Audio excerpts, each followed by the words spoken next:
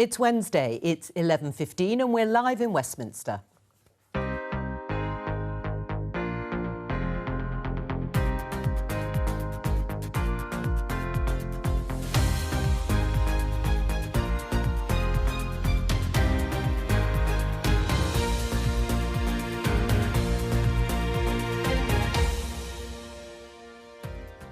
Joining me, former Conservative Cabinet Minister Andrea Leadsom, Plaid Cymru leader Adam Price, editor of the Sheffield Star Nancy Fielder and political commentator Tim Montgomery. Today, I think this government is as sleazy as the Tory governments of the 1990s, and it was sleaze that brought down the Tories then. It is very important that governments engage with external stakeholders within the rules, which is what happened in this case. Calls for a wider inquiry into lobbying continue after news this man was allowed to work for Greensill Capital while still a civil servant. Boris Johnson is likely to be asked about it at PMQ's Live at Noon. What has COVID done to the case for the UK? The merits of the union are very, very strong. They've been proved throughout this crisis. Adam Price doesn't agree. He wants an independent Wales. Cheers! And now that pubs are serving pints again, should we be warned about calories?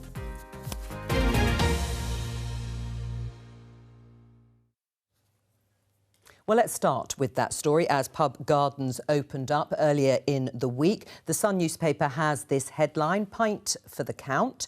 Pints ordered in pubs will be slapped with calorie counts. Leaked nanny state plans reveal. Something that the Health Secretary is reported to want big pub chains, which is to show the number of calories in your favourite tipple. Good idea or not, Andrea? Well, I think more information is always useful, quite honestly. It's not harming you in any way to know how many calories there are. And actually, if you are looking to lose a few pounds, then it could be quite useful. Right. I don't know what your favourite tipple might be, whether it's a pint or not. But Adam, what about you? Is this nanny state or a good idea? Well, if you buy a packet of crisps at the bar, you will get information about calories. So why not with a drink? And this recommendation comes from the Commission on Alcohol Harm, and it's part of a demand for a wholesale strategy around alcohol. So I think it isn't just this one thing, but looking at the huge problem that we have in terms of the effect of misuse of alcohol has on our society. Tim? Tim, can you hear me? I can, yes, sorry. Yes. What's your view? Is it a good idea?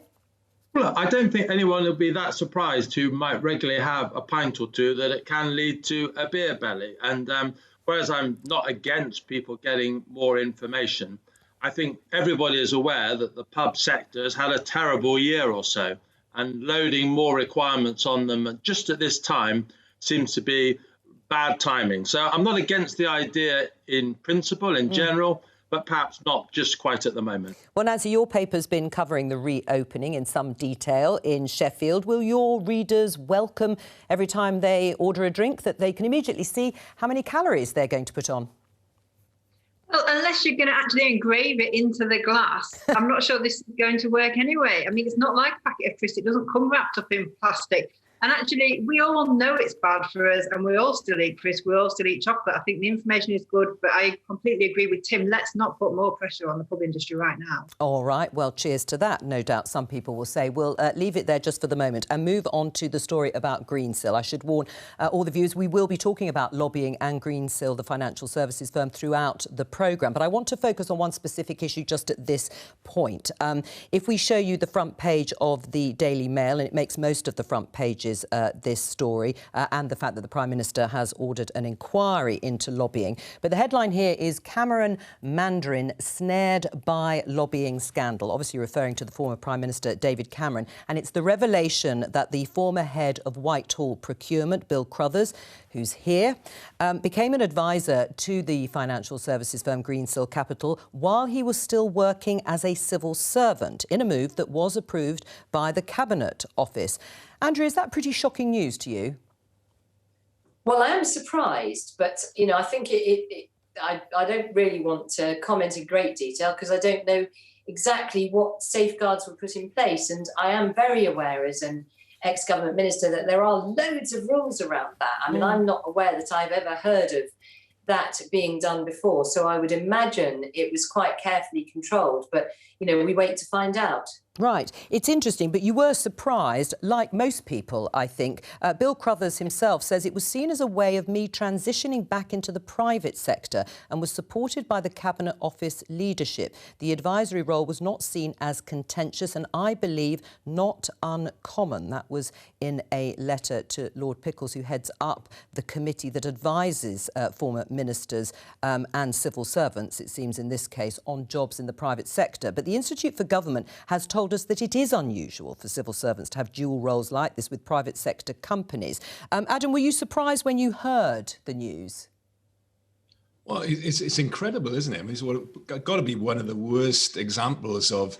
It's not even the revolving door because he was still in government when he took up the post, and of course it's part of a wider problem, isn't it? Because Eric Pickles, the chair of ACOBA, the committee that oversees these appointments, hasn't just complained about transparency in this case, but also in another case as well. The former Labour First Minister in Wales was appointed to Sanjeev Gupta's GFG alliance, one of the clients, as it happens, of Greensill Capital. So there's obviously an endemic problem here with transparency, and it really is denting public trust in the integrity of our politics. And we need to. There hasn't been a single sanction, according to Eric Pickles, over 30 years since this committee was set up. It's completely toothless. So taking in a large number of governments there. Tim, when you heard about this story with Bill Crothers, what was your reaction?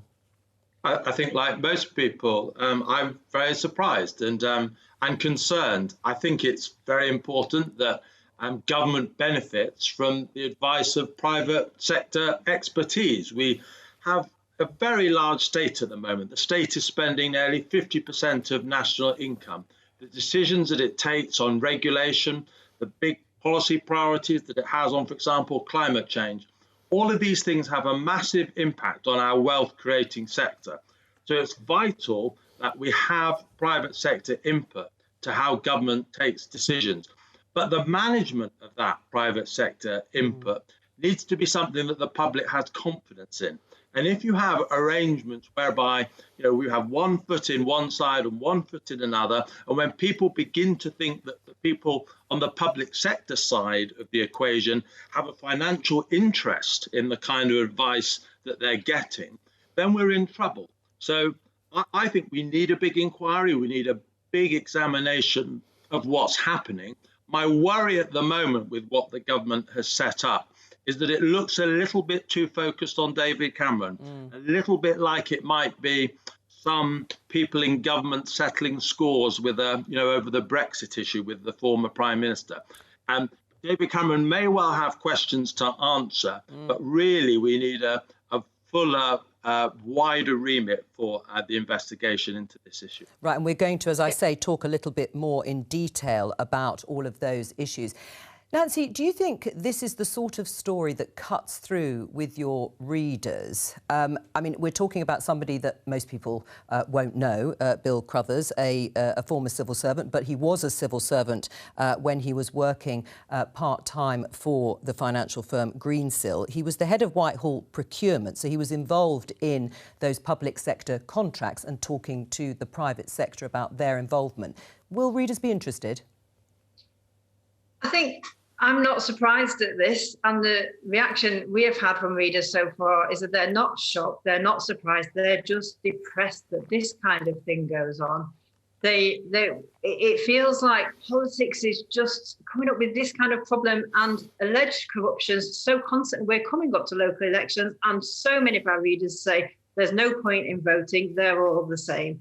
There's so many problems that they just don't believe in how politics works right now. And this is just yet another example of another layer of us being let down. And you can see why people have completely turned off from politics, because things like this are so wrong. And it's one rule for us and it's one rule for them. But, you know, it's a completely different scale. It's a whole new world and a whole new lifestyle for people in Westminster compared to your average person who just rolls their eyes and goes, oh, what a surprise, another politics scandal. Well, you're nodding away there, Andrea. Yeah, I'd just like to come in. I completely understand where you're coming from. But, you know, I do think as a former business secretary, it is absolutely essential, as Tim says, that the government works with the business sector. I mean, we have a thriving economy in the UK, and it is as a result of the amazing sort of entrepreneurial spirit here, the drive to export, even the sort of the green agenda, and the amazing life sciences, you know, creating some of the great vaccines for the future and so on. Those things all require both government support in creating a framework that will enable our economy to thrive and survive, and that generates the jobs and the wealth. So it is a vital communication between government and business.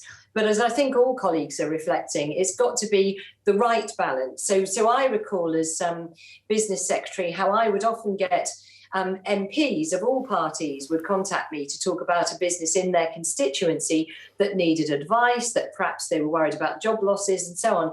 And that's entirely appropriate. Right. And, you know, as business secretary, I met with loads and loads of businesses. But it is about where the lines are drawn. And I do understand that many members of the public feel deeply cynical about it, but I do think we need to make the case for the importance of that communication between government and the private sector. All right, Nancy, are you convinced?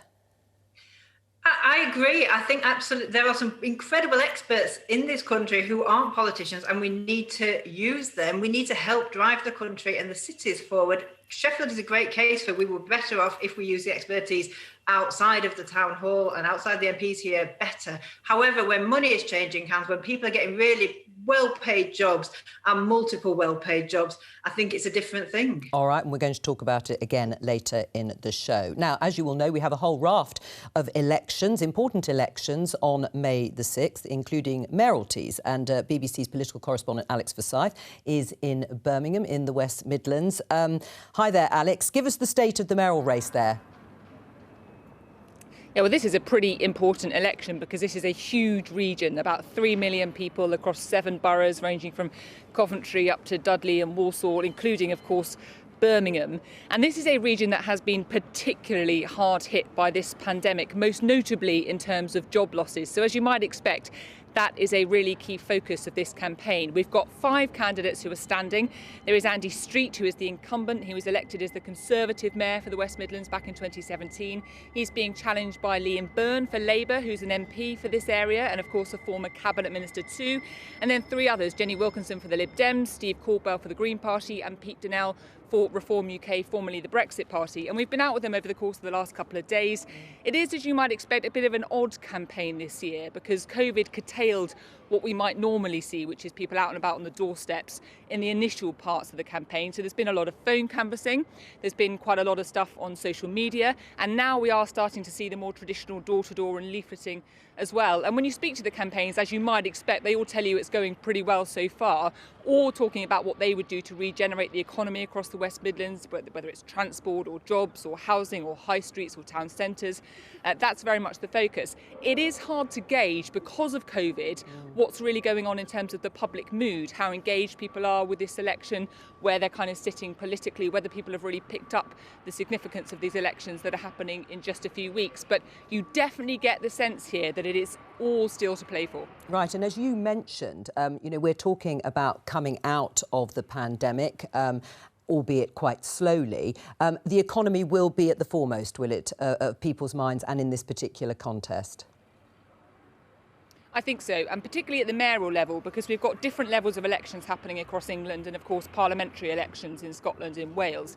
So you have council elections in England where there is obviously a focus on very local issues. The mayors are, of course, meant to represent regions, and a big part of the mayoral remit is to promote the regions, to encourage investment in the regions. And so for the West Midlands, you've got the candidates talking about how they might do that, how they might try and rebuild an area that has been hard hit and where all of them would acknowledge that existing inequality inequalities have really been exacerbated. But there's another element to this race as well. It's worth noting it was a very close contest last time round, the Conservatives winning by just a few thousand votes. And there is a prism through which this particular election is being seen, excuse me, and that's whether or not the Conservatives can hold on to the support they won at the general election in some of the traditional Labour heartlands, or whether Labour, which is of course under new leadership, can regain some of that lost ground. And it isn't just this race in the West Midlands, there's also interesting mayoral races happening in the Tees Valley and West Yorkshire, which will elect a mayor for the very first time. So interesting contests. Never let it be said, Jo,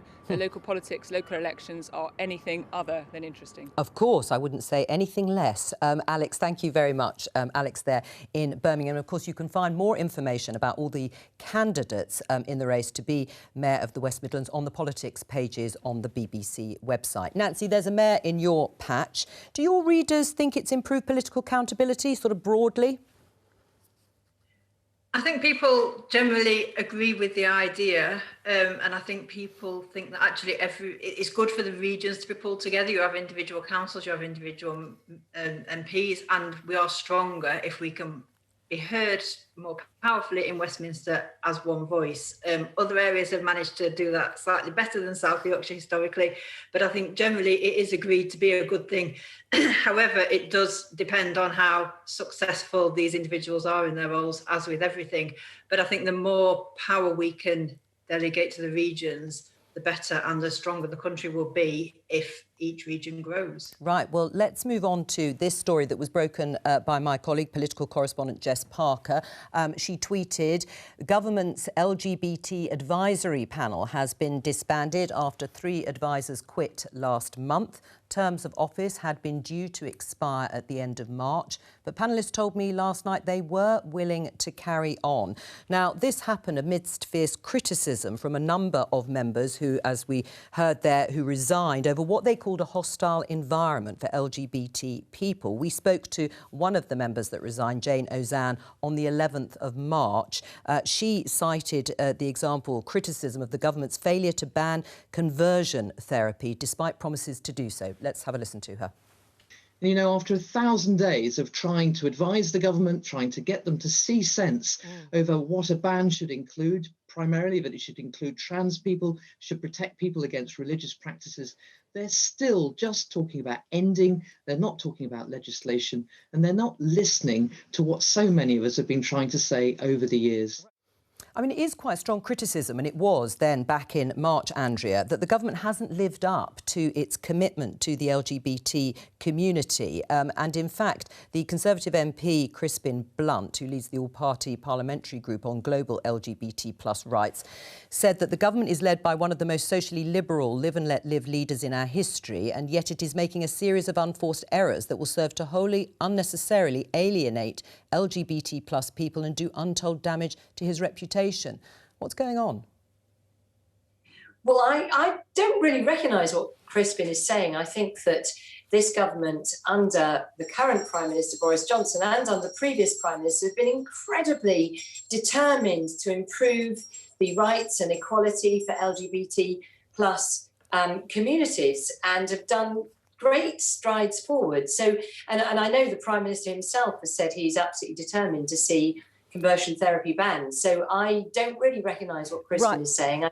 Yeah, except they haven't actually gone ahead and banned that therapy as promised. And by the way, we could just hear the division bell in the background there, just to tell viewers the starting of business issues in the Commons.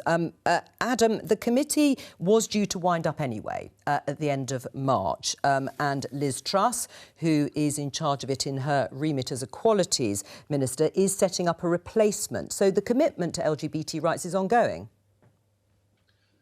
No, but many of the existing members that hadn't resigned expressed a desire for it to continue. And the fact that there hasn't been a replacement put in place, I think, is symbolic of a government that is rowing back from its promises to the LGBT community, particularly in terms of the refusal to bring forward a comprehensive ban on conversion therapy. And explicitly, the Prime Minister has said that religious forms effectively of conversion therapy, including exorcism, etc., which are, you know, a huge worry to the LGBT community, they will be allowed to continue. And of course, the government has also rolled back from its commitment in terms of reform of the Gender Recognition Act and any sort of progress in terms of the trans community at all. And put that all together, here is a government that is definitely, as Crispin Blunder said, is alienating the LGBT community and moving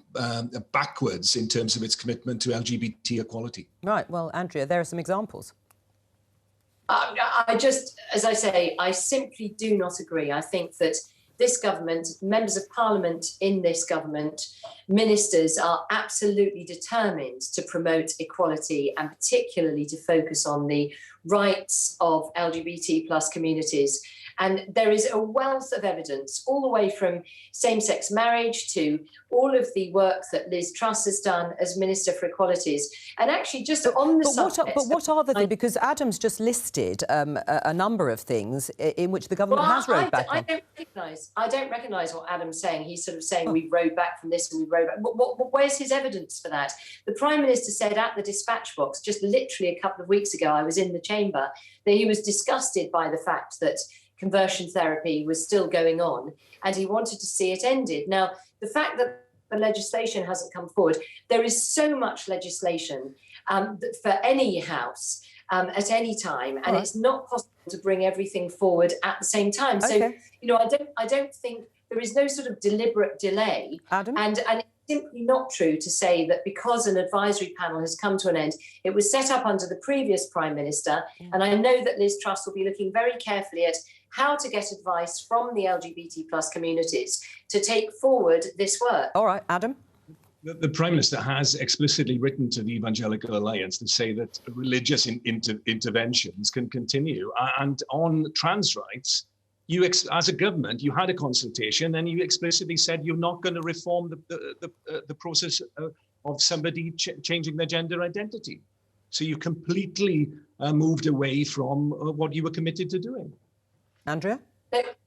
No, I'm sorry, Adam. If you have a consultation, that does not mean that you therefore commit to doing absolutely everything that is within a consultation. It is a consultation, and the government then has to take into account the balance of all views and make appropriate steps going forward. So, and you've come out against trans equality. You've come out against those in the trans community or asking. No. What the government is seeking to do is to get the right balance between the rights of different communities, and that is very, very important. And I deeply regret that you're somehow implying that because the government hasn't fully taken one perspective that perhaps you would prefer to take, that somehow that is against equality for transgender people, because this government is absolutely committed to equality for all people, including LGBT plus communities and for trans people. You are explicitly opposing what the trans community is calling for. Right. Well, let me bring the others in, because Jane Ozanne, who you heard there, who was one of the members of the former committee and the now disbanded committee, you heard her criticism, but she also said there are many who fear that we are going back to the days of Margaret Thatcher, the days of Section 28. The language I hear from them is of us being woke or of being loud lobby groups. What's your response to that? Well, actually, I remember the programme where you had Jane on. Right. She's an old friend from Christian circles for me, and I reached out to her after that programme, and we had an interesting conversation. And I think one of the issues, take issue slightly with what Adam has just said, let's talk of a sort of LGBT community as if it's one voice that speaks in the same way on every issue. And I think that isn't the case. There are actually quite big differences of opinion within these various communities on issues like trans rights. And I think what the government is trying to do is not necessarily listen to the loudest voices or the most persistent voice. It's trying to move with every sort of strand of opinion and ensure that the rights of different groups aren't trampled on as you progress the rights of other groups. And I certainly think in the case, for example, of conversion therapy, there's an absolute commitment from the government to ban the worst examples of this. But there are cases, for example, where you have this is part of what I was talking to Jane Ozanne about, where a church, a gay member of a church, may be open to sort of being prayed about, for example, with their sexual status, their sexual identity. And we don't want to get into a position, I think, where we have a law banning those sorts of spiritual practices from taking place. And so therefore, I think the cautious approach by the government, the consultative approach, is the right one. Adam? Well, the members of the panel pointed out that if you create those loopholes, what you'll end up is in the position where people are continue to be coerced to go. Can I ask? Well, that's what the government's own. Yeah, but do you want government laws banning churches from praying in certain ways? Because that's the danger that we could have. You cannot allow a position where you provide a loophole for conversion therapy of any kind. You have to be absolutely comprehensive in explicitly prohibiting this, and that's the problem with the government's position. They will continue to allow a situation where people are effectively coerced into coercion under the guise of religious sensibility. So you want laws prescribing what churches, mosques, and other religious institutions can pray about? Anything. I find that quite a dark, frightening prospect. Anything which involves conversion therapy of any kind, whether it's religious or irreligious, should be banned. Period. Right, Nancy. Wow. What's your view in terms of the government, whether it is actually upholding its commitment that it says it has to the LGBT community and responding to the discussion we've just had? I think the fundamental problem is the government isn't upholding its commitments. It's very easy to say you will do things, but actually doing them and making changes that everyday people see in their everyday lives isn't being done. And I think, look, this committee was made up of experts, and we're all talking, not just on this subject, but we're talking about in business. We need inputs from the people who really know and really understand this situation, these many laws, all the aspects of this very complicated discussion. And the government needs to really listen to them. And to disband anything that is made up of experts would sound a little foolish to me. But also, the cynic in me says, if you look back not long ago, just a couple of weeks ago, to the race report that actually drove a deep wedge between campaigning groups and people talking about racial issues and the government, who came out and said, we're going to make it better. And actually what they did was make it worse. Sometimes you want to just throw your hands up in the air and say, well, maybe the committee wouldn't have had an impact anyway. But that's an awful way to think. But this is where the evidence shows us nobody is listening. Everyone is nodding and wanting to make a difference, but nobody's actually doing anything about it. Andrea? Just come in on the subject of advisory panels, because I've just been chairing an early years review for the government, and we've had a number of advisory panels, academic, parliamentary. And are you ignored? Are you ignored then when you come forward with your recommendations? No, not at all. No, the government has absolutely taken the recommendations and made them into government policy. But my point is, about advisory panels specifically, is that I totally agree with Nancy that you do need to bring in experts and people with lived experience, not just technical experts, but people who understand, in my case, parents who've just had babies who can best speak about what it's like.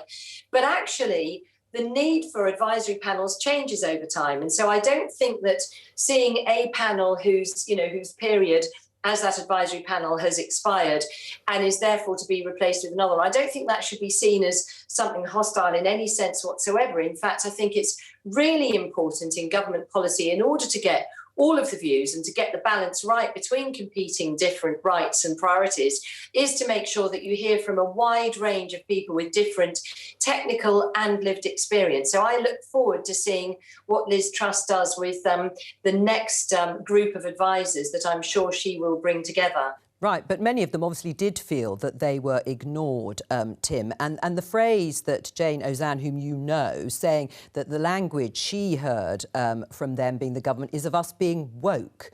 I mean, there has been quite a lot of discussion around that issue. Do you think it has some traction? I think we can oversimplify complex debates by using language like woke, and I've probably been guilty of that myself on occasions.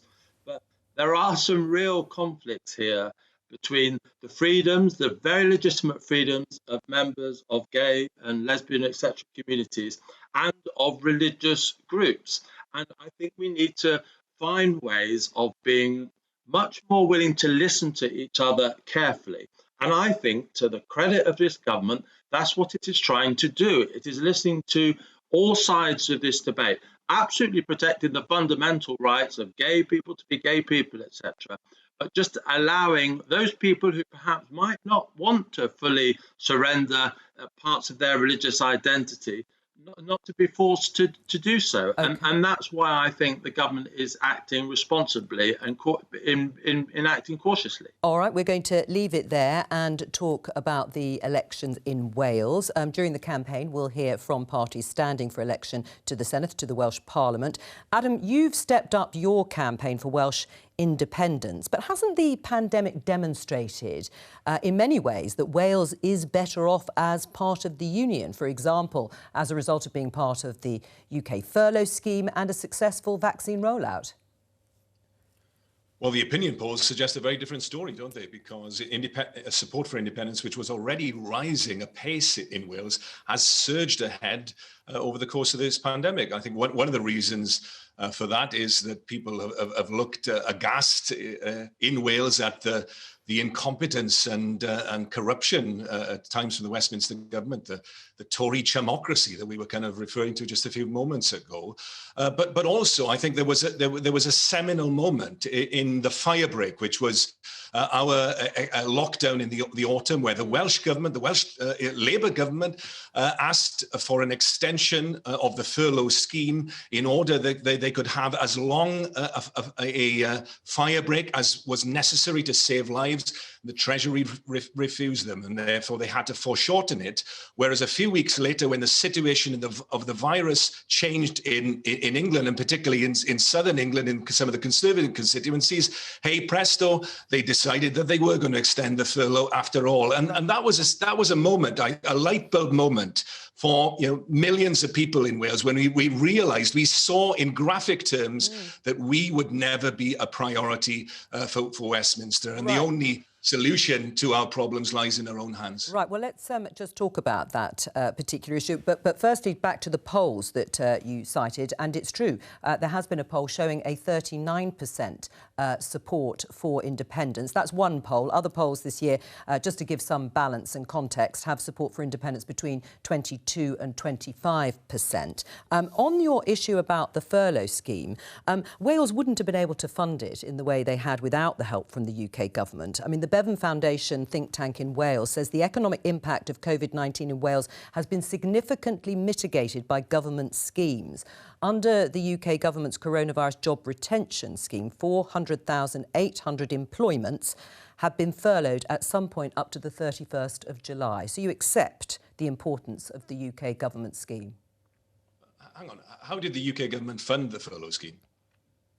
They funded it by borrowing, didn't they? They funded it using the very same method that every country in the world has done. And independent Wales would do the same. Of course, when you're facing, once in a century or once in several generation event, that's what governments do. And independent Wales would have done that. And by the way, we'd have money to spare because we wouldn't waste 200 billion pounds on a Trident nuclear missile system. They're increasing money on that. We wouldn't have wasted money. But Adam, it is about, you're quite right, it's about priorities. But when you say that there was money to spare, the Institute for Fiscal Studies says Scotland's implicit budget deficit could be almost 26 to 28% of GDP, and implicit deficits of Wales and Northern Ireland will almost certainly be even higher than Scotland's, reflecting their weaker economies and lower tax revenues. Yeah, but hang on. I've given you two examples there. Yes, you did. You did. I accept that. Between them, that's 300 billion,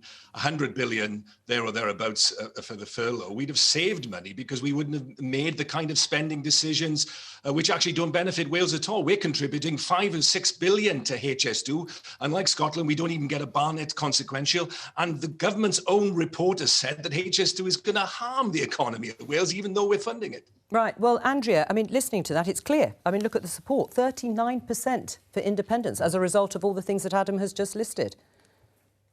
Well, I'm a very strong unionist, and I would absolutely always make the case for the United Kingdom being much, much stronger But people together. People in Wales are not agreeing with you. Well, you know, I think a lot of people in Wales do agree. And if you look at the vaccine rollout, you mentioned yourself the furlough scheme, but also just the strength of the commitment. You know, we share values, we share an island, we are very much different groups of people who are much stronger as a united kingdom. And I do believe that a majority of people in Wales continue to think that, notwithstanding the fact that they also want to take local decisions. And so devolution has been a success for Wales, and I think many people in Wales appreciate that.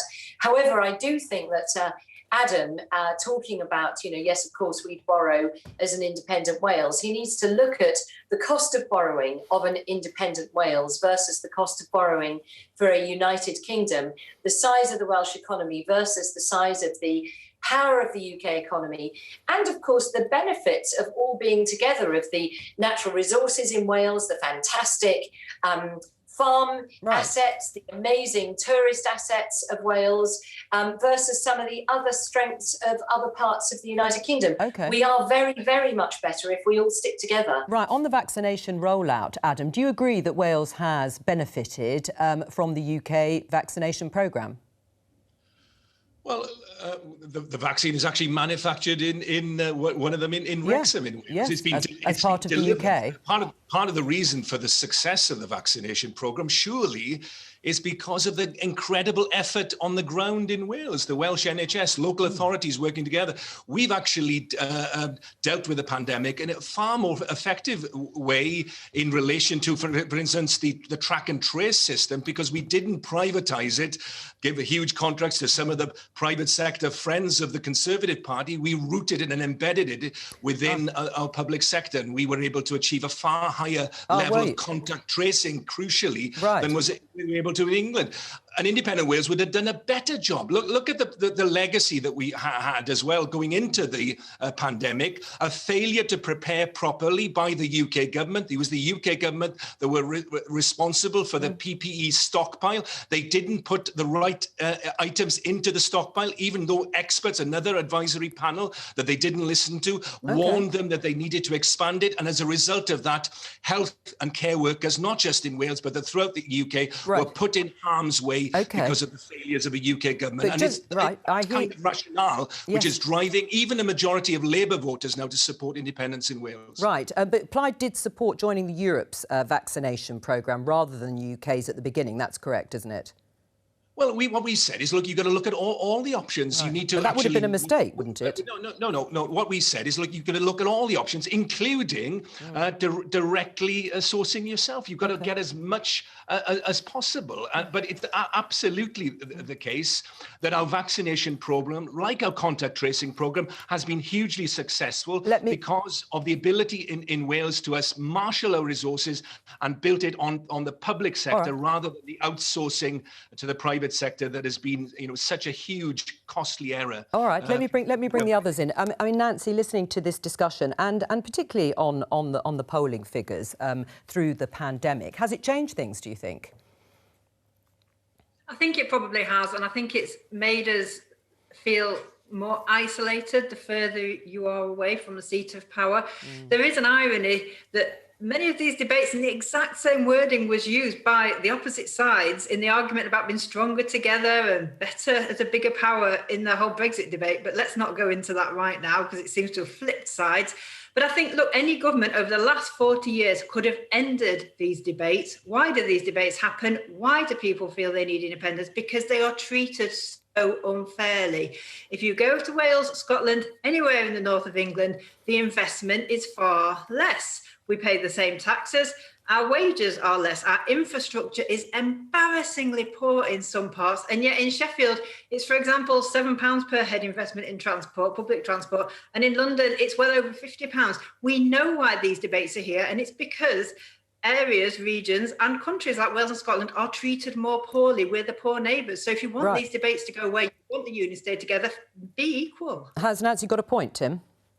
I think Nancy has an incredibly important point, and I think it's why, of course, the government wants to pursue its levelling up agenda to get more resources into different parts of the country that have been neglected. But I don't think, independence is going to be the answer to that. We all know from the Brexit debate how protracted negotiations were to get ourselves out of a 40-year union with Brussels. Imagine how long and complicated negotiations would be between Wales or Scotland and London. We could spend the next few years trying to sort out new arrangements between Cardiff and London, or Edinburgh and London, or we could get on actually and address the issues that Nancy has rightly suggested. Let's have a government focused on spending more on northern infrastructure in the Welsh valleys, and not on a big constitutional debate. Right, I'm going to just come back to you in a moment, Adam, but first introduce Laura Kuenssberg to the programme, as always on a Wednesday, the BBC's political editor. Adam, did you want to respond to what you just heard? Let's look at the levelling up fund. It's pork barrelism on an industrial scale to Tory constituencies. So that's not going to help us in Wales. And yes, let's look at the unfair level of infrastructure investment. Wales has about 11% of the railway infrastructure, the railway track in England and Wales. We get 1% of the investment. And it has been thus, decade by decade, Labour and Conservative government. It will never change from Westminster. It'll only change when we take our future into our own hands as an independent nation. Right, Adam, before just before we end the debate, because we're coming up to midday and PMQs, Adam, I wanted to ask you about plans for independence, because they're quite close to the SNP's model. They're not exactly the same. The SNP has always been clear that in independent Scotland, the Queen would still be the head of state. Is that the same true for an independent Wales? That would be a matter for the people of Wales in a What's your view? What's your view? Constitution, and the Constitution would be written by the people of Wales. So we'd set up a national commission on independence immediately, and that'll be a discussion and a decision. And what's your view? People of Wales, we would allow that to be decided by the people, as it should be. Right. We don't know your view then on that. Andrea, I think we're going to have to go on to something else, I'm afraid, because we've only got a few minutes. And Laura, I wanted to return, as I keep promising viewers, to the issue of Greensill and the lobbying inquiry. We talked earlier in the programme about Bill Crothers, who is the civil servant who we now know, while he was in the civil service, was also working for Greensill. He said this advisory role was not seen as contentious and, I believe, not uncommon. Is it uncommon or not? The Institute of Government thinks it is unusual. I think from conversations I've had in the last 24 hours that somebody senior in Whitehall working at exactly the same time for a commercial company is something quite unusual. In fact, one former Permanent Secretary said to me this morning they cannot think of a single other occasion when somebody in that kind of job was doing it at exactly the same time. Now, unfortunately, there isn't a central register of where all these kinds of arrangements are kept. This is something that is looked at department by department. Individual jobs would have been signed off. However, so what I mean is it's quite hard to be completely categoric. Yeah. What is, however, more common are people who had senior powerful jobs in Whitehall going on, maybe quite quickly, to work for businesses that are related to the job that they previously held. But the two things are still quite separate. And I think what really caused some jaws to drop yesterday was the suggestion that the man who was in charge of government commercial policy, was the chief commercial officer of the government, was actually at the same time working for a commercial business, and that does seem to be very unusual. And surprising, it's reported even for the Prime Minister. It is reported, but apparently he raised eyebrows too. Now, it's going to be covered, this issue, I understand, in the inquiry that has been set up by the Prime Minister, but that's not good enough for Labour, who want a parliamentary inquiry. That's right. So Labour this afternoon will put a motion in front of MPs to vote on setting up a special committee of MPs to hold a full inquiry in public, with sessions where people like Bill Crothers or David Cameron or Lex Greensill would actually be asked to take questions in public to get to the bottom of exactly what's happened. What the government has said they will do is that a senior lawyer will carry out a review of what happened to get to the bottom of it. Now, those, of course, are two very, very different things. But the government just doesn't want to have that full public thing at the moment. They say, well, they've set up this investigation, it will deal with it, it will all be fine.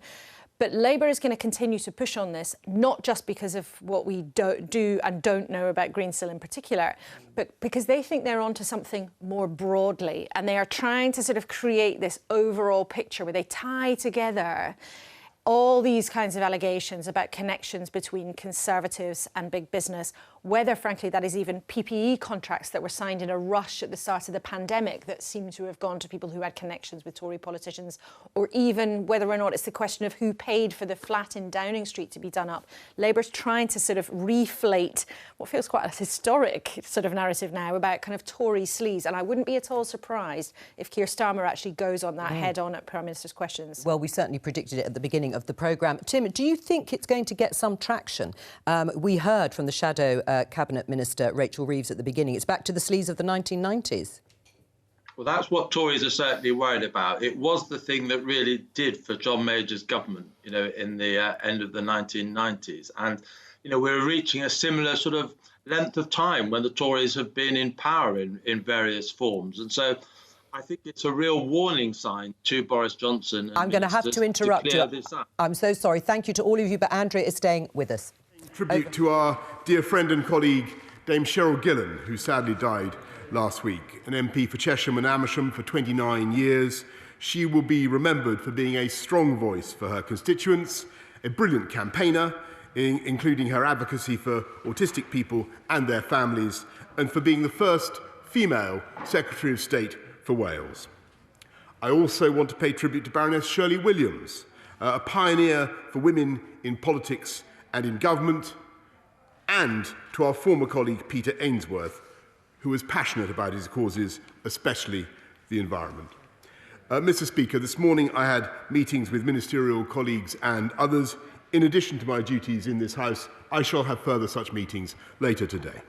Thank you, Mr. Speaker. Dame Cheryl represented her constituents with considerable effectiveness for nearly 29 years and is already sorely missed in this place, especially by many of the newer members, as she was so kind to us in our first months in this place.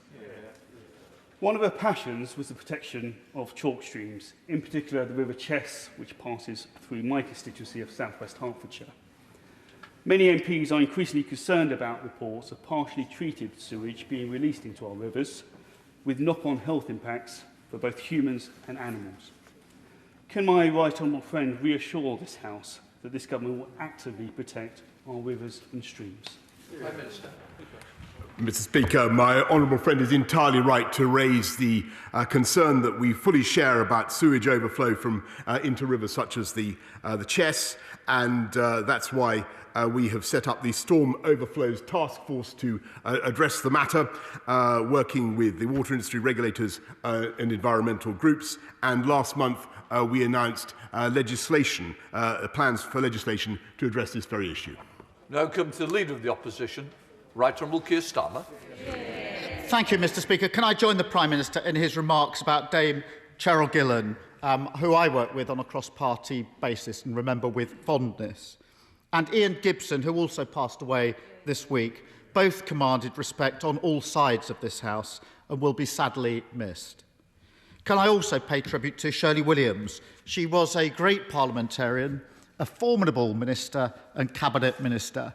She loved this House, the other place, and frankly anywhere where she could debate ideas and politics. For many years she was Labour's loss. Today she is Britain's loss, and my thoughts are with her family and loved ones. Mr. Speaker, does the Prime Minister believe that the current lobbying rules are fit for purpose? Mr. Speaker, I join the right honourable gentleman in what he said about Ian Gibson, and I indeed share the widespread concern about some of the stuff that we're reading at the moment, Mr. Speaker, and I know that the Cabinet Secretary shares my concern as well. I do think it is a good idea in principle that top civil servants should be able to engage with business and should have experience of the private sector. When I look at the accounts I'm reading today, it's not clear that those boundaries have been properly understood. And I've asked for a proper independent review of the arrangements that we have to be conducted by Nigel Boardman, and he will be reporting in June. And if he has any representations he wishes to make on that subject, he should do so to Mr. Boardman. Stop. Mr. Speaker, I know the Prime Minister is launching an inquiry. That inquiry isn't even looking at the lobbying rules. I'm not sure it's looking at very much at all, because every day there's further evidence of the sleaze that's now at the heart of this Conservative government. Let's just look, you shake your heads, let's just look at the latest scandal.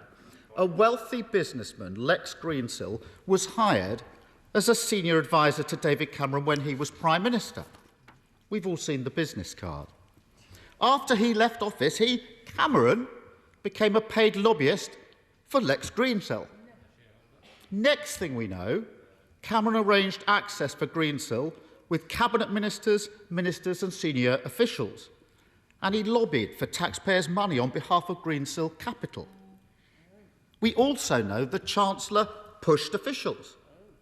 We know the Health Secretary met Cameron and Greensill. We know that senior officials met Greensill Capital regularly. And now, even more unbelievably, we know the government's former head of procurement, no less, became a Greensill advisor while he was still a civil servant. Does the Prime Minister accept there's a revolving door, indeed an open door, between his Conservative government and paid lobbyists? Mr. Speaker, this is a government and a party that has been consistently tough on lobbying, and indeed we introduced legislation saying that there should be no taxpayer-funded lobbying, that quangos should not be used to get involved with lobbying. We put in a register for lobbyists, and there's one party, Mr. Speaker, that actually voted to repeal the 2014 Lobbying Act, and that was the Labour Party in their historic 2019 election manifesto, which he is yet to repudiate, Mr. Speaker. They did so because they thought it was unfair and was restricting people's ability to make representations to politicians. I think that's absurd. Will he now say that it's absurd to repeal the 2014 Lobbying Act? Mr. Speaker, he talks of the Lobbying Act. Who was it who introduced that legislation? David Cameron. Who was it who voted for the legislation? Half the Conservative front bench. We said it wouldn't be tough enough. And where did that legislation lead? 2 years later, David Cameron camping out in a Saudi desert with Lex Greensill having a cup of tea. I rest my case in relation to that legislation. Let me try another very simple question. Is the Prime Minister aware of any other government official who had commercial links with Greensill or any other lobbying role while working in government? Mr. Speaker, if he has any such information, he should, of course, make it available to Mr. Boardman. That's the point of his. That's the point of his review. It's an independent review. It'll be coming to me by June. I'll be glad it will be played in the library of the House of Commons. I talk about lobbying, Mr. Speaker. He's being advised by Lord Mandelson of Global Counsel Limited. Perhaps in the interests of full transparency, so we can know where he's coming from, Lord Mandelson could be encouraged to disclose his other clients, Mr. Speaker. Keir Starmer. Mr. Speaker, I haven't heard a defence that ridiculous since my last days in the Crown Court. It's called the shoplifter's defence. Everyone else is nicking stuff, so why can't I? Mr. Speaker, it never worked. I remind the Prime Minister, I not only prosecuted shoplifters, I prosecuted MPs over the MPs' expenses scandal, so I stand on my record. That line just isn't going to wash with me. It was a former Prime Minister, and I suspect now former lobbyist, who once said, "This isn't a minor issue with minor consequences. Government contracts potentially worth hundreds of billions of pounds are at stake." So can the Prime Minister now answer the question the Chancellor's been ducking for weeks? How was it that Greensill Capital, a company employing David Cameron, got the green light to give hundreds of millions of pounds of taxpayer-backed loans? Mr. Speaker, whilst he was prosecuting MPs, I was cutting crime in London by 23% and cutting the murder rate by 50%. And he asks about lobbying on behalf of Greensill. Mr. Speaker, and again, I don't wish to embarrass the right honourable gentleman, but he doesn't have far to look. There was one person asking for the Greensill Bank to be able to use the coronavirus business interruption loan scheme, and that was the Shadow Defence Secretary, Mr. Speaker. It gets weaker and weaker. It does take me back to my defence days in the Crown Court. Just ridiculous. The Shadow Defence Secretary. It really wasn't a good point. If you think that's a good point, you've got real problems. Shadow Defence Secretary was speaking for his constituents and for local jobs. That is million miles away from being a paid lobbyist texting friends in government. The Prime Minister says there's going to be an inquiry, but the person he's appointed worked for the same law firm which lobbied to loosen lobbying laws. You couldn't make it up. What we need is to overhaul the whole broken system. This afternoon, Labour's motion calls for a proper parliamentary inquiry into this scandal. If the Prime Minister is so concerned about this, he should welcome the motion. After all, to quote David Cameron, his old school friend, sunlight is the best disinfectant. So will the Prime Minister vote with Labour today for a full, transparent, independent inquiry? Mr. Speaker, I think he would have been better off supporting the Lobbying Act, and the Labour Party would have been better off not campaigning to get rid of it. It toughens up our laws, and Mr. Speaker, I think that his own proposal is simply to have, yet again, to have politicians marking their own homework. What the country wants, that's all it is. A committee of MPs to look at it. It won't do a blind bit of good. That's why we're having a proper independent review. If he has any representations or allegations to make about what has taken place, he should make them to the eminent lawyer who's been asked to do it, who'll be reporting to us by June. Yes, Starmer. Mr. Speaker, the Prime Minister should be voting with us, not blocking a proper inquiry. The Greensill scandal is just the tip of the iceberg. Dodgy contracts, privileged access, jobs for their mates. This is the return of Tory sleaze. Mr. Speaker, it's now so ingrained in this Conservative government, we don't need another Conservative Party appointee marking their own homework. Actually, Mr. Speaker, the more I listen to the Prime Minister, the more I think that Ted Hastings and AC12 are needed to get to the bottom of this one. Mr. Speaker, we know the Prime Minister will not act against sleaze, but this House can. So can I urge all members of this House to come together this afternoon to back Labour's motion and start to clean up the sleaze and cronyism that's at the heart of this Conservative government? Prime Minister. Mr. Speaker, that's why we're putting in an independent review. That's why we have tougher laws on lobbying. A great shame that Labour opposed them. Mr. Speaker, yes, we are getting on with rooting out bent coppers, Mr. Speaker. We're also appointing and hiring thousands more police officers. Mr. Speaker, we're fighting crime. We're fighting crime on the streets of our cities, whilst they opposed the police and crime bill, which would have put in tougher sentences for serious sexual and violent offenders. Absolutely. And they then encouraged people who went out and demonstrated, Mr. Speaker, to kill the bill. We're getting on with protecting the public. That's absolutely correct, Mr. Speaker. We're getting on with protecting the public of this country from crime of all kinds. We're getting on with the job of running this country, of rolling out a vaccination programme. Order. Prime Minister, I think we ought to at least try and address the question. Dean Russell.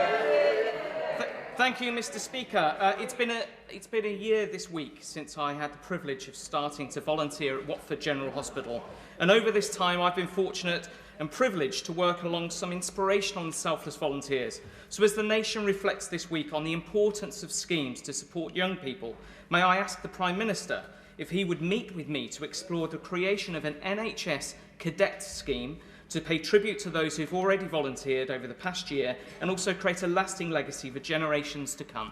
Thank you. Yes, indeed. Thank you. I thank my honourable friend for what he's doing. I thank everybody at Watford General Hospital for the support they've given throughout the pandemic, and particularly, Mr. Speaker, the volunteers who play a massive part in our vaccination rollout programme. And I fully support the NHS cadet scheme, part of our work to establish a volunteering legacy for young people from the pandemic. Leader of the SNP, Ian Blackford. Morning time, Mr. Speaker. Can I associate myself with the remarks of the Prime Minister and the Leader of the Opposition on Dame Cheryl Gillan and of Shirley Williams? Mr. Speaker, the Scottish Government has passed landmark legislation embedding the UN Convention on the Rights of the Child into Scots law. A real revolution in children's rights. Every party in the Scottish Parliament supported it, even the Scots Tories. It has been welcomed everywhere, except here in Westminster. Instead of supporting this new law, the UK Government is shamefully taking the Scottish Parliament to court in order to strike it down. Apparently, the only basis of the UK Government's legal case is that the law constrains Westminster powers. So, Prime Minister, can you do everyone a favour by explaining how protecting children's rights in Scotland threatens the Tory government in London? Mr. Speaker, this is complete nonsense. The government of the United Kingdom ratified the UN Convention on the Rights of the Child 30 years ago. We all support it. It is nothing to do with the rights of vulnerable children, which we all protect. This is simply an attempt by the SNP to stir up constitutional chaos and create another fictitious bone of contention between themselves and the rest of the country. If they really cared about the rights of the child, Mr. Speaker, they would do much more to improve education in Scotland, where they are so lamentably failing, Mr. Speaker. Ian Blackford. The rights of the child, an act passed by the Scottish Parliament, supported by every party, and his government is taking our Parliament, our government, to court. Mr. Speaker, there's nothing technical about this, and the Westminster government wants to strip away the rights of children in Scotland. This is a tale of two governments. We have an SNP Scottish government delivering the baby box, doubling the Scottish child payment and providing free school meals to every primary school child.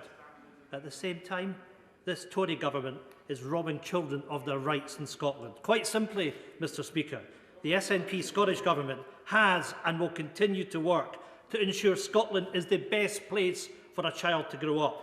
This legal challenge threatens that. It is wrong and it is morally repugnant, Prime Minister. Will the Prime Minister commit to withdrawing his legal challenge today? If not, we'll see you in court. Well, Mr. Speaker, the best thing they can do, as I say, for the rights of the child in Scotland is to improve their shameful record on education and to tackle the issues that matter to the people of Scotland, to tackle the tax regime that they put in place, to do better on fighting crime and drug addiction in Scotland. They should be looking at the issues that really matter, in my view, to the people of Scotland. And instead, they're going into the elections next month, Mr. Speaker, yet again on a campaign to break up this country. That's all they can think of. Break up this country, call for a referendum, break up this country, destroy our country, and call a referendum in a way that I think is completely irresponsible at a very difficult time when we want to bounce back stronger together. David Jones. Thank you, Mr. Speaker. The A55 expressway is of huge importance to North Wales, linking the region to the main motorway network. It is also, as was noted in the recent interim report on the Union Connectivity Review, the principal freight artery for the port of Holyhead. The road is in desperate need of improvement and has been for many years. So will my right honourable friend confirm that the government will make it a priority to use its powers under the UK Internal Market Act to upgrade the road for the benefit of the people of North Wales? Thank you. I thank my right honourable friend. He's completely right, and Sir Peter Hendy has rightly identified the potential of the of the A55, and I think the best thing the people of Wales can do to guarantee these vital upgrades is to elect a Welsh Conservative government on May the 6th. We now go to Vicky Foxcroft. Vicky, I understand you're going to sign. Can you speak and sign at the same time for all our benefits? Vicky Foxcroft. Thank you, Mr. Speaker.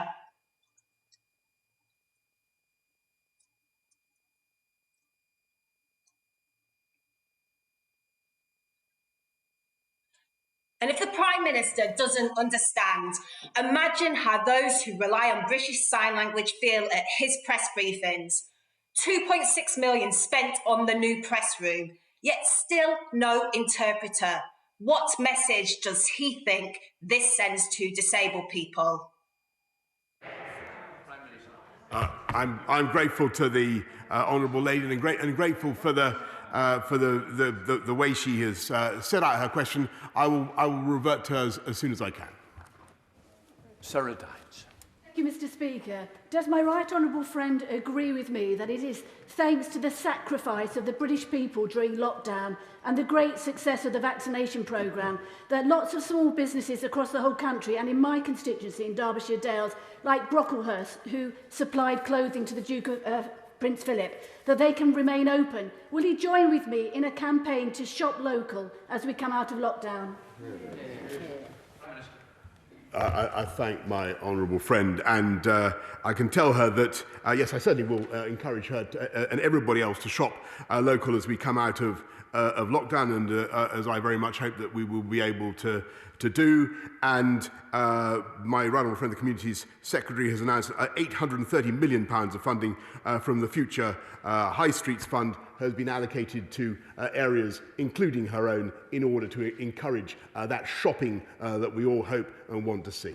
Ruth Catherine. Thank you, Mr. Speaker. May I extend my condolences and those of my constituents to the Queen and to the royal family for their sad loss, and also to the families and colleagues of Cheryl Gillam and Shirley Williams. Will the Prime Minister tell this House when he last spoke to former Prime Minister David Cameron? Prime Minister. The honest truth, I cannot remember when I last spoke to Dave, but I can, if she wants to know whether I've had any contact with him about any of the matters that have been in the press, the answer is no. Father of the House, St Peter Bottom. Mr. Speaker, those who helped to develop, to test, to approve and manufacture the vaccines deserve our praise. Will my right honourable friend also recognise that the successful rollout of the vaccination programme has been based on the dedication of the NHS staff and the myriads of volunteers who made the process so easy for so many people? My right honourable friend is completely right. This has been a colossal team effort. It has been led by the NHS with GPs very often doing the lion's share of the work, but they've been supported by the Army, by local council officials who have also been absolutely magnificent, and as colleagues have said earlier, by volunteers as well. 16 withdrawn, so we go to Dr. James Davies. Thank you, Mr. Speaker. The interim findings of Sir Peter Hendy's Union Connectivity Review are very much to be welcomed. He highlights the improvements that need to be made to the railways in North Wales linking up with Merseyside and Manchester, as well as the A55. These, of course, can help to level up the region. Will my right honourable friend confirm that the identified projects within Sir Peter Hendy's work in North Wales will receive a fair chunk of the £20 million of development funding as part of the agenda? And will he commit to implementing the findings of Sir Peter Hendy's final report when it's released in the summer? I thank my honourable friend. We will look at what Sir Peter has to say. I think he's come up with some very interesting interim proposals, particularly about improving connectivity along the North Wales coastline, the routes into Merseyside, and on the A55. I repeat what I said to my right honourable friend earlier on. There is a great opportunity to do that if people will vote Conservative and vote for a Welsh Conservative government on May the 6th, Mr. Speaker. Let's go to Howell Williams. Howell. Thank you, Mr. Speaker. In 2007, my friend Adam Price, then the member for Carmarthen East and Dynevor, proposed an elected representatives prohibition of deception bill. At this distance in time, it would be, well, unkind to quiz the Prime Minister on the detail, because he is seen as a big thinker. So today, perhaps he could tell the House what he thinks of the principle of that bill, which is that on important matters of public policy, politicians must not lie. Well, I certainly agree. I have a high regard for the honourable gentleman, and indeed, I remember happy times with his colleague Adam Price. I don't remember the details of his bill, but I think, Mr. Speaker, we will all concur with the basic principle that he's just enunciated. Esther Backbay. Thank you, Mr. Speaker. Former Police Inspector Kash Singh set up One Britain, One Nation, otherwise known as OBON, to bring together all communities, all classes, all ethnicities, races and religions to celebrate being British. OBON Day is held in June. However, next week, on April the 22nd, will be the launch of it at a school in Bradford. Will the Prime Minister join me in congratulating Kash Singh for his fantastic initiative for all communities to come together in a common pride of being British? And will he also make a message for the launch next week? When I say yes, I'll do my best, Mr. Speaker. But I fully support what she's doing, and I congratulate Kash Singh on his work. And it is incredible at this time, Mr. Speaker, there are people who want to split our country up rather than bring us together. That's what they want to do. I think it's an absolute tragedy that they still think like that. I think they're going to change, Mr. Speaker. But I wish everybody at OBON all the very best. Kim Johnson. Thank you, Mr. Speaker. And contrary to the conclusions of the Race and Ethnic Disparity Report, institutional racism still exists. And 40 years since the Liverpool 8 uprisings, black communities continue to suffer racial injustice. And the report downplays the structural inequalities that still exist. The Resolution Foundation announced today that unemployment rate for young black people rose by 35% compared to 13% for their white counterparts. Can the Prime Minister confirm the allegations that Downing Street redrafted the report to change the narrative, and does he agree with me that this report should now be withdrawn? Thank you. Well, I thank the honourable lady, but actually, when you look at the report and read it in detail, there's not everything that this government is going to agree with. Of course not. There is some interesting observations, some interesting ways of looking at things, and we will be responding in due course. But what we say is that nobody should be in any doubt as to the reality of racism, to the reality of the struggle that too many people face, and we are going to do everything we can to stamp it out, and particularly to help young black people get the jobs, get the education that they need. Thank you, Mr. Speaker. As my right honourable friend will know, as we build back better, we need to inspire the next generation of scientists and engineers. Will he therefore agree to work with Engineering UK and Big Bang Digital to provide a short online introduction to this year's event to reinforce the message that a career in engineering is rewarding, it's creative and can transform the world around us for the better? And will he recognise the extraordinary contribution engineers have made and are making in our battle against COVID? I thank my friend, because engineers have obviously been crucial, and scientists of all kind, in the fight against COVID. And this is the moment, Mr. Speaker, to become an engineer, or to work towards being an engineer. We're putting a huge £640 billion investment into the infrastructure of this country over the next few years. We're going to need skilled young people to be going into engineering. That's why we put in the T-levels. I congratulate my honourable friend on his initiative. I will do my best to support him. Thank you, Mr. Speaker. Given his ancestry, the Prime Minister will be more than familiar with the phrase, "a fish rots from the head down." It is a Turkish proverb. Put simply, since he became the Prime Minister, the sound of Big Ben's bungs has been replaced by the cash-till sound of big donor bungs. There's been a threefold increase in bungs from property developers. Last summer, we had the case of Richard Desmond and the Community Secretary. More recently, we've had ministers dishing the dosh between constituencies, and the Health Secretary handing or involved in a contract with his pub landlord for £30 million worth of PPE. Now we have a Chancellor and Health Secretary that have sought to grease the wheels of involvement with Greensill and David Cameron. What does this say about the Prime Minister's leadership of his government? Mr. Speaker, I'm afraid he is simply wrong in what he says, and particularly about what he says about the Chancellor, my the Chancellor and the Health Secretary. And I don't believe that he should have spoken in those terms, Mr. Speaker. But what I will say is that there is one party in this place that brought in tough rules on lobbying, and there's another party that campaigned at the last election to get rid of those rules because of their relationship with the trades unions, Mr. Speaker, because they wanted them to continue in the obscure, opaque way that they were being run, and because they wanted people to be able to continue to lobby parliamentarians in the way that they always did. And look at their Labour manifesto of 2019, Mr. Speaker. If he repudiates it now, why don't go ahead and do so? Final question from Gareth Davies. Thank you, Mr. Speaker. Over the last few months, a number of my constituents have taken to the streets to help tackle the problem of littering, and I pay particular tribute to those constituents in Colsterworth who I met with recently. Will the Prime Minister join me in backing the Grantham Journal's Spring Clean campaign, and can he assure my constituents the government are doing all it can to help tackle littering? Prime Minister. I share, Mr. Speaker, his indignation about litter, and I do think it's one of the things on which the whole of the country, and I hope the whole of the House, is united.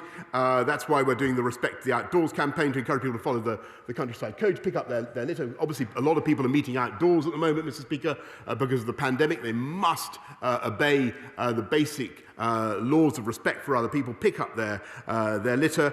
We're putting money into new litter bins, and yes, Mr. Speaker, we are increasing fines on the spot, fines for littering. I know that there will be many libertarians in this place who think that's unfair and draconian. Personally, Mr. Speaker, I think it's the right thing to do. I abhor litter, and I urge anybody who sees anybody throwing away a crisp packet to tick them off and tell them to pick it up, Mr. Speaker.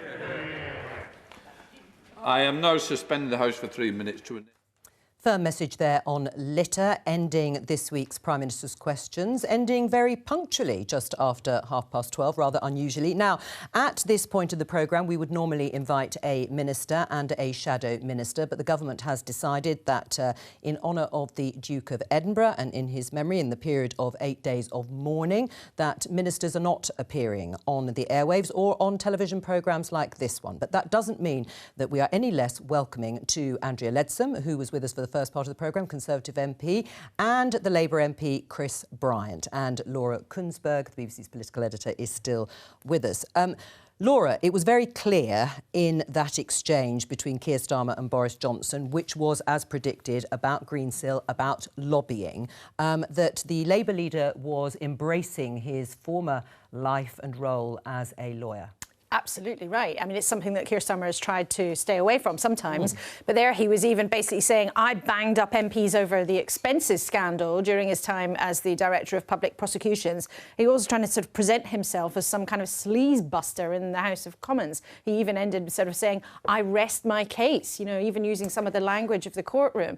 But I think it's interesting. It shows us just how much the Labour Party really wants to make this into a broad, consistent attack on the government. We've heard actually for many months Labour talking about cronyism with particular pandemic contracts, but you can see here they're trying to weave this sort of bigger narrative that isn't just about the former Prime Minister, isn't just about Greensill, isn't just about one thing or another, that they're trying to create an impression that this culture is actually, as they would say, endemic in government, which of course would be denied by Conservatives.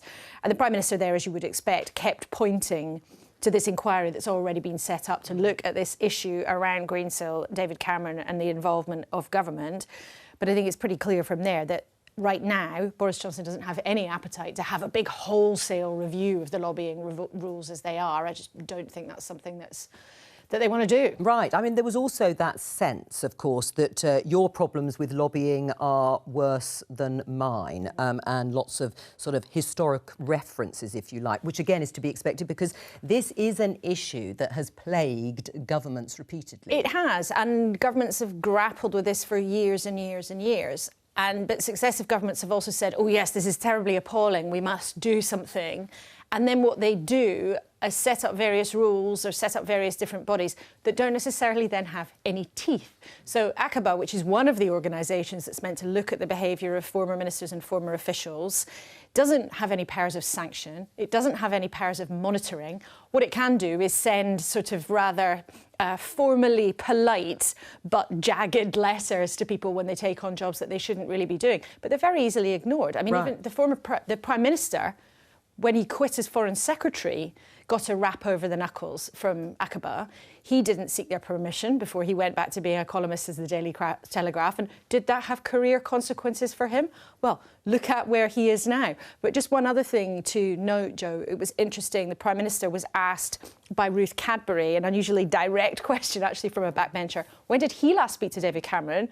Well, the Prime Minister kind of scratched his head and said, well, I'm not really quite sure. But he did make clear that as far as he's concerned, he didn't have any involvement, any knowledge, any conversations, any contact about this Greensill issue, even though we know current ministers, Matt Hancock and the Chancellor and other ministers in the Treasury, have been pulled into this.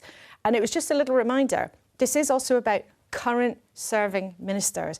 It's quite convenient, perhaps, for Number 10 to be throwing all this back to senior civil servants who were around in 2014 and 2015, David Cameron, his activities, and no question, he has, got a big political embarrassment here as a former Prime Minister on his hands.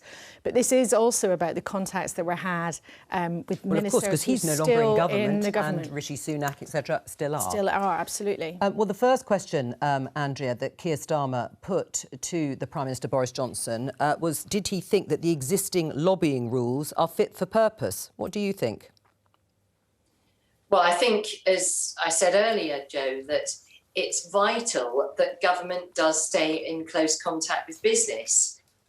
And it's, for the sake of jobs, for the sake of growth, for the sake of a thriving economy, for the sake of the recovery, government ministers are in regular contact with business, either through constituency MPs who have a particular business that they've got concerns about, or indeed through is direct, and that is appropriate. So it's right that we absolutely keep the rules under review and make sure that they are fit for purpose and that they don't allow ministers to transcend into an area that is undue influence. Right, but are they fit for purpose? You're saying they should be under review constantly. Yes, I hear you on the relationship between business and the public sector and government, but are they actually fit for purpose? Should they be changed? Well, I certainly, as a former government minister, was very clear that it was not appropriate to receive cash or any form of gift or inappropriate lobbying. And I think all ministers are in but that I think most position. people understand that. This is slightly more difficult territory. So, as I say, is it actually correctly structured currently? Well, I mean, it is, in the sense that it is quite clear that inappropriate lobbying, undue influence, cash changing hands, etc., is not appropriate. But, Laura made the point that there are current government ministers who receive lobbying, but, that doesn't make them guilty of something. The fact that somebody contacts you to say, can you help out here? That happens all day long. In our roles as public servants, we do get emails from businesses who say, I've got this great idea for something or other. Can you help me sell it to the government? And you politely go back and say, well, no, I'm not here to help you sell your product. Okay. But at the same time, it is important that government is kept up to date with progress in businesses, with problems, etc. Right, Chris, your response. You were shaking your head, which is hardly a surprise, because obviously we've heard what Keir Starmer had to say. But there is a difference, isn't there, between somebody who has left politics, a former Prime Minister in this case, or former politician, and existing politicians who may be lobbied but don't necessarily take up any of the offers to get involved? Look, I'm not intrinsically opposed to lobbying. I think it's perfectly legitimate for businesses and, for that matter, charities and all kinds of different organisations to want to try and make sure that Parliament introduces the best legislation and spends taxpayers' money wisely. That's perfectly legitimate. When I sat on the mental health bill, the Public Bill Committee, it was really useful to me that the British Medical Association, the mental health charities and pharmaceutical companies all came in and informed me, because that's the only way, frankly, I knew what I was talking about. And it's better if MPs know what they're talking about. But my problem my problem is that the lobbying rules as they exist now, as were introduced in 2014 by David Cameron et al., do not treat, they give a free pass to an in-house lobbyist from a pharmaceutical company, but they make it impossible for an in-house lobbyist from or public affairs consultant, whatever, from a charity, a mental health charity, to take part in approaching MPs. There's a different set of rules for in-house lobbyists from consultants. And that's the kind of get out of jail card, as it were, for David Cameron. Not that I'm saying that he should be going to jail, but that's how he's managed to reduce legislation, which he's managed to use very tidily for himself.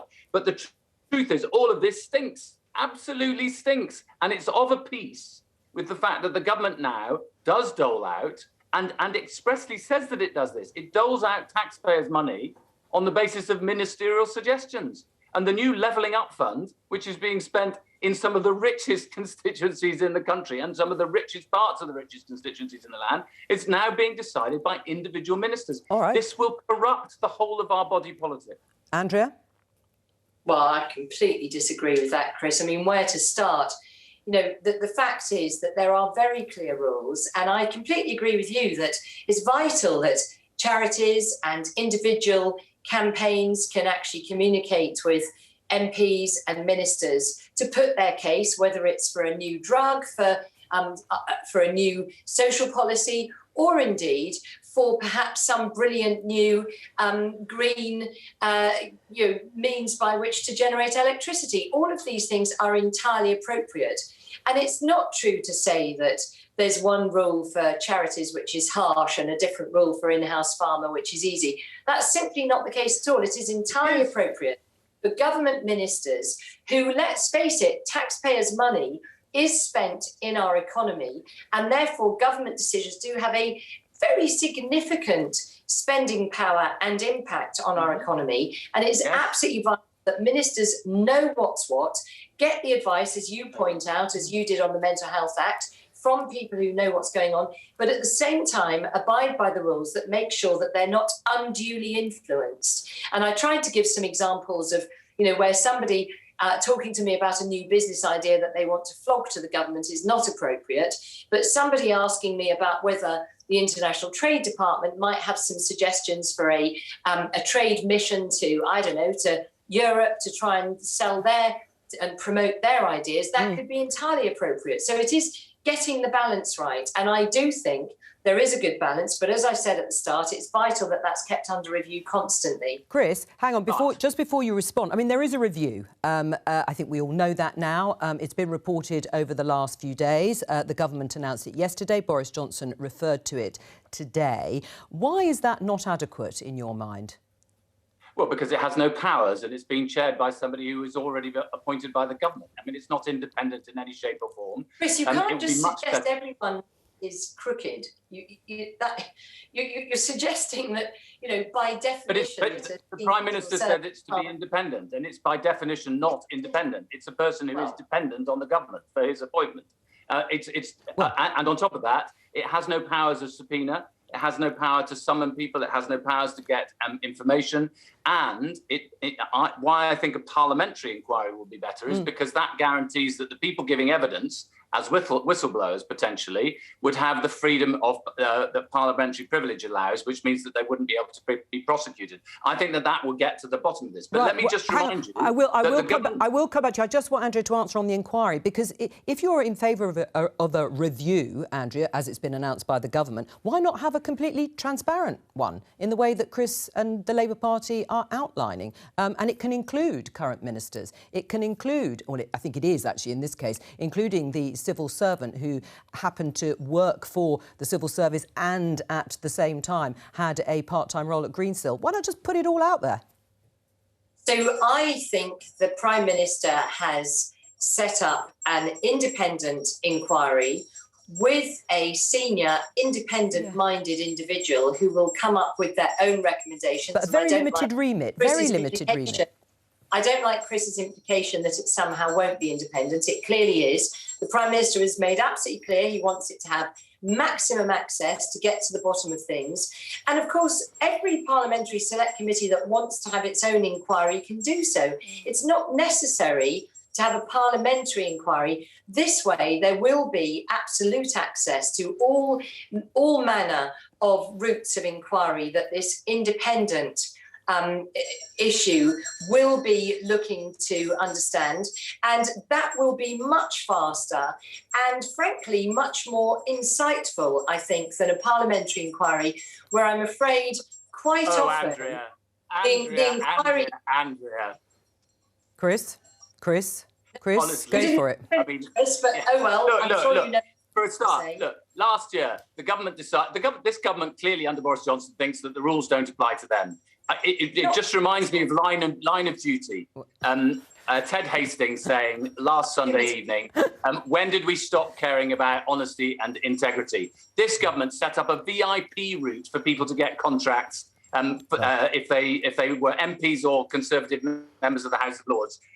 There's no independent advisor on the ministerial code at the moment at all, because somebody resigned and they've not managed to appoint anybody. He resigned because the government refused to abide by his own ruling on Priti Patel.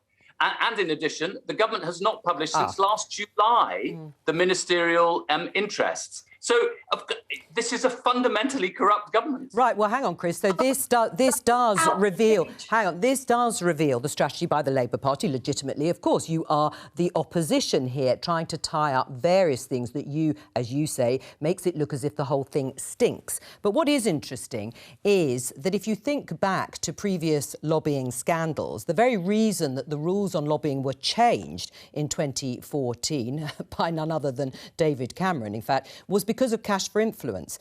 In 2010, 3 former Labour ministers, Stephen Byers, Jeff Hoon and Richard Cabourn, lost their parliamentary passes for breaching rules related to lobbying. They were filmed talking to an undercover Dispatches reporter who claimed to be representing a lobbying firm. Stephen Byers, at the time, in that covert recording, described himself as being like a cab for hire. Jeff Hoon claimed he wanted to make use of his international knowledge and contacts in a way that makes money, and that he charged £3,000 a day. So was the government then corrupt? Well, they weren't in government, were they? They were in opposition. But No. This was just before. It was just before the election. Gordon Brown's government was still in play in 2010. But they themselves were not in government. Look, I think that we've always needed a very clear and consistent set of lobbying rules. At the moment, there is a distinction drawn between in-house lobbyists working directly for a company and those who are working for hire, as it were, as consultants. And I think that is a completely inappropriate distinction. I think ministers, of course, are the most high profile because they make the biggest decisions affecting people's lives, which is why I think that all their interests should be laid out on a much more regular basis. I think all ministerial meetings should be published within 5 days of that meeting being held. At the moment, they're occasionally published. And I think that that's inappropriate. But you accept that this could have all been done under the successive Labour governments of Tony Blair and Gordon Brown? Yeah, there was stuff that did happen after 1997 because, of course, there was the Cast for Questions saga, which led to the Nolan principles. And that's one of the things that we try to embrace in the Standards Committee that I chair. One of the things that I think actually we should be doing more on is in relation to the House of Lords, because I do think in the House of Commons, if you work for a company that has a series of clients, you don't just have to declare your work for the company, you have to declare your work for the clients as well. All right. And I think that should also apply to the House of Lords. My understanding is that it doesn't at the moment, but I think it should. Laura? But doesn't this whole conversation, actually, with what both of you have been saying, suggest that this is still years and years after this first became an issue, a really messy situation that has the potential to damage every single one of you as part of the political establishment? And in that spirit, Andrea, wouldn't it be better for the government to say, let's have a proper public look at this, let's have a proper look again at the rules? You know, this started off in the pages of the Financial Times about 5-6 weeks ago now, and it's rumbled on and on and on, and now it just gets bigger and bigger and bigger. Wouldn't it be better to say, actually, as a generation of politicians, let's have a proper look, come clean and get on with it and let the public see what's really going on? I think the independent inquiry that the Prime Minister has set in train is absolutely essential. But as you know you've said very well, that's only, that is looking specifically at Greensill and the issues around it, and it won't be fully public. It will very much look at all of the issues around it, including whether a member of the civil service should have been able to be double hatting. But as you've just said yourself, Laura, this has rumbled on for years and years. One single inquiry of any sort isn't going to be enough. This needs to be something that is kept under continuous and continual review, and potentially every year or every couple of years, to make sure that the rules are fit for purpose. But do you think then the government should tighten up the existing rules? Because it doesn't appear at this stage that the government's got any intention of giving Lord Pickles, the former cabinet minister, who's the boss of Aqaba, which is looking at all of this, it doesn't appear that they've got any intention of giving him more power. Well, I think what the Prime Minister's made clear is that he will allow this inquiry to go wherever it may with maximum transparency, and therefore to make recommendations. It will be independent and it will be quick, and that's important to give people confidence. But what I'm saying is I think this isn't something that will ever go away. I mean, right around the world, there are always concerns about misuse of public office. And unfortunately, those accusations, whether true or not, don't go away. And so it's absolutely vital that we continually come back to it and review it and make sure that we're doing the absolute best we can to get the appropriate balance between proper discussion and expertise and undue influence. Right, I'm just going to interject here because there was an important moment and question actually during Prime Minister's questions from the Labour MP, Vicky Foxcroft. It's a silent clip because she was signing a question. We'll just show it to you and I will tell you then what she said if we don't have it. So she is actually asking why no interpreter in room briefings? Why is this not sorted? Now, what she is referring to is the new sort of media briefing room, operation room that has been set up, but there is nobody interpreting what is being said either by the Prime Minister Boris Johnson or other ministers when they give those briefings, which is an extremely good question, Andrea. Should there be? Yeah, I mean, I would be a big fan of that. I mean, obviously, a lot of briefings now have subtitles so people can read what's being said. But yes, I think British Sign Language is an incredibly positive thing, and I would love to see it being taught at least as an option in schools. And I've certainly met a young child in a school who had a sibling who was deaf and was making a very strong case for it being taught in schools for all young people. So is it just an oversight, or you know, why hasn't it been done, do you think, by the Prime Minister? Jo, on that I have no idea, but I think they should actually change it. Well, I think Vicky Foxcroft has raised a very good question, and I certainly think it would be potentially beneficial and worth looking at. I don't know if there are logistical reasons why that would be difficult to do. OK, I mean, Chris, I don't know why it would be difficult from a logistical point of view. The Prime Minister said he would reply to Vicky Foxcroft, so obviously we'll bring that when we have it, but presumably you agree with her. Mark Drakeford has been doing it from the very beginning in Wales, and I think Nicola Sturgeon in Scotland as well. So I could see in Scotland, so I could see absolutely no reason. And I thought the Prime Minister's answer was pathetic. He has been asked about this, incidentally, through other circuits, many times. Oh, has he? OK. Well, we will bring it as soon as it was pretty shabby that they haven't sorted it, and I'm amazed that none of the other advisors. We won't have the answer today, but we will bring it to view. And Dominic Cummings, of course, he's good on checking on his eyesight. Oh, so Chris. You'd have thought he might have raised it. Yeah, well, thank you for that. Now, we're going to move on and show everybody the front page of the Evening Standard. In London, battle to control the variant in the capital. Now, this is following the news that surge testing is underway in parts of London, in Lambeth and Wandsworth, and in a targeted area within part of Southwark, another borough, where an additional case of the South African variant has been found. How worried are you about this, Andrea? Well, yeah, obviously we are all so desperate to see the lockdown restrictions lifted. So any prospect of a resurgence is incredibly worrying for lots of people. I mean, people have just had enough of their limits on their lives. So I think it's good to see that that testing is being surged in that area. But at the same time, we'll need to have all of our measures in place to try and clamp down on it as soon as possible. Chris? Look, I think the important thing is to issue a word of caution. The danger is, obviously, we've done things slightly differently in Wales. We've been much more cautious about easing the lockdown, and fewer things have opened, though some things opened earlier. So we've been able to do haircuts for several weeks now. But you can travel in and out. You can travel in and out now of Wales, can't you? Yes, exactly. So we've gone a bit slower. But gyms aren't open, for instance, in Wales. And I know everybody I'd love to see gyms opening in Wales. My anxiety about the route map that Boris Johnson has adopted in England is that, yet again, I suspect that he's opened too many things at the same time. And the danger of that is that we will have another lockdown. And that is, as Andrew's absolutely right. Nobody loves this. Everybody hates all of this. What it's doing to the mental health of kids and so on is really disturbing. But we're not through this. I don't think we're at the beginning of the end. We're not even at the end of the beginning, maybe. But so I would just urge profound caution. We're going to have to keep on doing all the social distancing things for some considerable period of time yet. I think there are two particular issues here, Jo, that are really relevant. One is there is an anxiety about variants because they may not be quite so effectively targeted by the vaccines. Now, I say that in a very conditional way. There are bits and pieces of research, but there is some anxiety that new variants may well not be so much sort of, shoved aside and protected people by the vaccine. So that's one.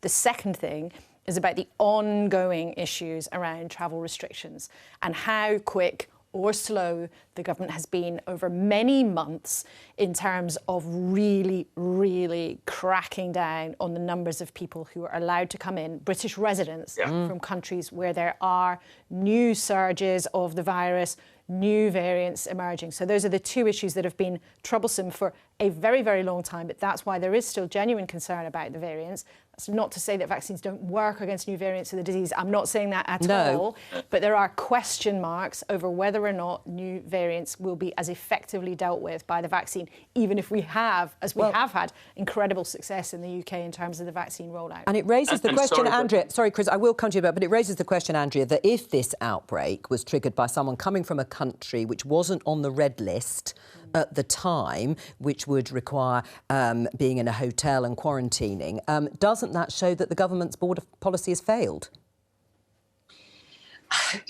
All of these things are a balance. We can't simply stay locked down forever. I mean, I see in the press today there's talk of far fewer people have actually died of COVID than was previously recorded. A lot of them died of other things and were recorded with COVID. So, this constant, you cannot risk COVID under any circumstances.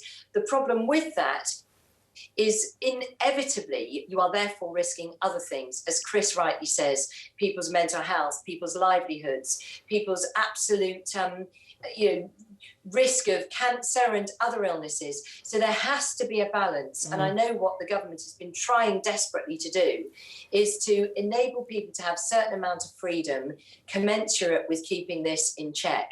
And what we do now have, I think, is very speedy ability to measure and test and get to the bottom of new variants. All right. And that's really important. Chris? I'd just say that Andrea and I are both on a spectrum here, which is, in a sense, I think everybody would love us to be able to unlock as fast as possible. The question is how fast is as possible.